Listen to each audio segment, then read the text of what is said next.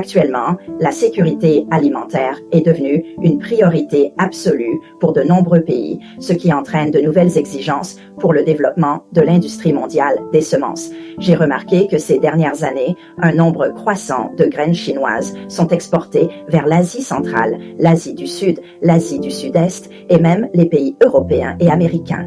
Aujourd'hui, j'aimerais vous présenter comment une ville du désert de Gobi de la province du Gansu en Chine, Yukon, permet non seulement aux agriculteurs locaux d'augmenter leurs revenus et leur prospérité, mais également de s'étendre au-delà du désert.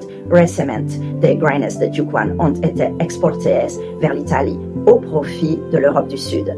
Située à l'extrémité ouest du couloir exi de la Chine, Yukon bénéficie d'un ensoleillement abondant, d'un climat sec, d'importantes variations de température entre le jour et la nuit et d'un excellent isolement naturel.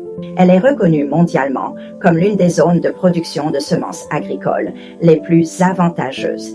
Il est remarquable d'imaginer qu'une ville aussi isolée dans une province économiquement sous-développée ait établi plus de 100 000 acres de base de production de semences standardisées. Les semences de maïs et les semences de légumes représentent à elles seules, respectivement, plus de 10% et 50% de la demande totale de semences de la Chine. Actuellement, ils sont exportés vers des dizaines de pays et de régions du monde.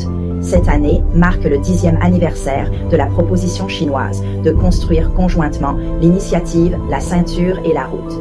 Yukon a également établi une coopération approfondie avec Israël en construisant le parc industriel écologique sino-israélien Yukon. En tirant parti de ce parc, ils apprennent et importent des technologies agricoles avancées d'Israël pour cultiver des semences chinoises de qualité supérieure.